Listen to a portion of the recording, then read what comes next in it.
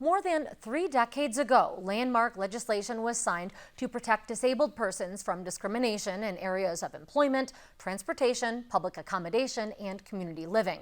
President Joe Biden, who was one of the co-sponsors of the Americans with Disabilities Act, today, on the 31st anniversary of the ADA, announced new protections for those suffering from long-haul COVID-19 symptoms. Many Americans who seemingly recover from the virus still face lingering challenges like breathing problems, brain fog, chronic pain, or fatigue. These conditions can sometimes rise to the level of a disability. So we're bringing agencies together to make sure Americans with long COVID who have a disability have access to the rights and resources that are due under the disability law. Joining us to discuss the executive order and the ADA are Barry Taylor, Vice President for Civil Rights and Systemic Litigation at Equip for Equality. That's the state of Illinois' Disability Protection and Advocacy Agency. And Ashley EISENMENGER, she's Public Relations Coordinator for Access Living, a disability services and support organization.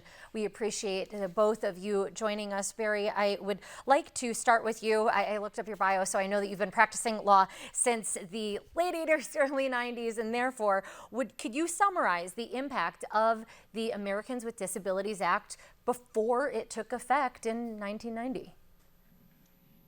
What was life like for people? Mm-hmm. Yes, so before the ADA, in the 1960s, Civil Rights Acts were passed, but did not include disability. And so people with disabilities did not have federal protections for many, many years. And it wasn't until 1990 that Congress said, yes, disability needs to be part of the civil rights conversation.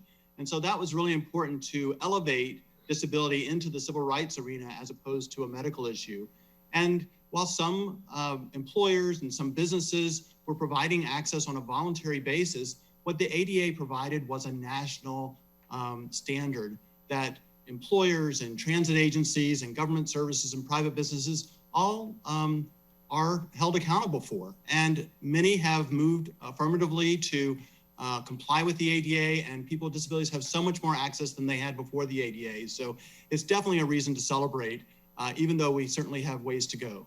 Is there a quick material example that you could give us, Barry, of a change? Certainly. Something? Mm-hmm. Certainly. I think, my first case was when we heard that the Chicago Public Schools was asking every teacher applicant about their disability as a condition for being employed. And the ADA says you can't do that.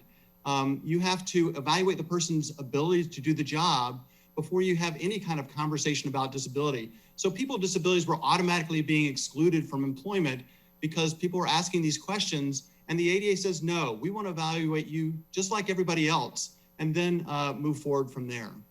Despite all of the successes of the ADA, hurdles do remain. So Ashley, Access Living offers services to people with intellectual, psychiatric, physical, and sensory disabilities. What sort of everyday hurdles do some of the clients still face? Yeah, so the ADA has not been fully realized. I am fortunate to be a member of the ADA generation. So personally, I've never not known the protections that the ADA affords me. It's been in effect my entire life. We see problems and issues arise for folks that we serve in healthcare inequities, racial inequities, housing disparities. The work is not done for us. And Ashley, to that end, as somebody that is a member of the ADA generation, are there any specific improvements or protections that you would recommend be added? I think when we look at the impacts, especially now of the COVID-19 pandemic and how our entire workforce and education sectors have had to shift to primarily relying on digital means of communication, we need to look at two things: solving the digital divide and addressing the inequities within access to technology for people with disabilities, but we also need to make sure that our digital environments are accessible. When we look at the ADA as it stands, it does a fairly good job of recognizing the need to make the built environment, the physical environment, accessible. But when the ADA was signed into law in 1990, the internet isn't what it was now. And so we have work to do in regards to making the internet a more accessible place.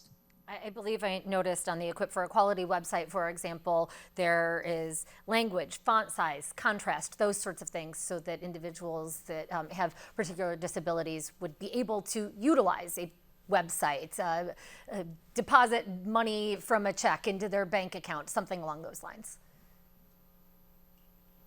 And so, and further, let's move on to you, Barry, actually, because Ashley, you brought up the COVID symptoms. And of course, we have today President Biden discussing protections for people that are suffering from these long COVID symptoms that render them disabled, but that those protections only come after an evaluation. So what sort of threshold do you envision for qualifying for that disabled status? Sure. I mean, I think this is a great example of how the ADA has evolved as society has evolved. So we really didn't have emergency protections and preparedness before the ADA. And since then, we've had 9/11, we've had Katrina, we now have COVID. And the ADA is able to address those issues. And so the definition of disability under the ADA is you have to have a physical and mental impairment that substantially limits a major life activity.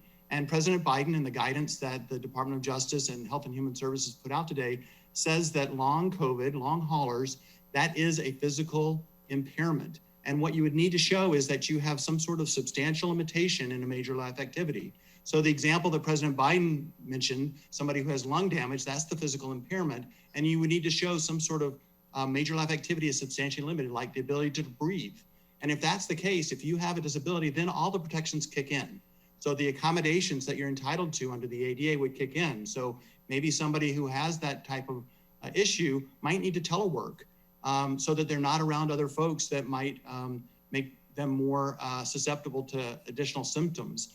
And so that's what's really important, is that while there is no per se disability, what this guidance says is that generally people with long haul COVID are going to have protections under the ADA that'll kick in. And it's really important for all the entities, both people with disabilities and those who are covered, to know about this development. Thank you so very much for that explanation, Barry Taylor, also Ashley EISENMENGER. Thank you. Thank you.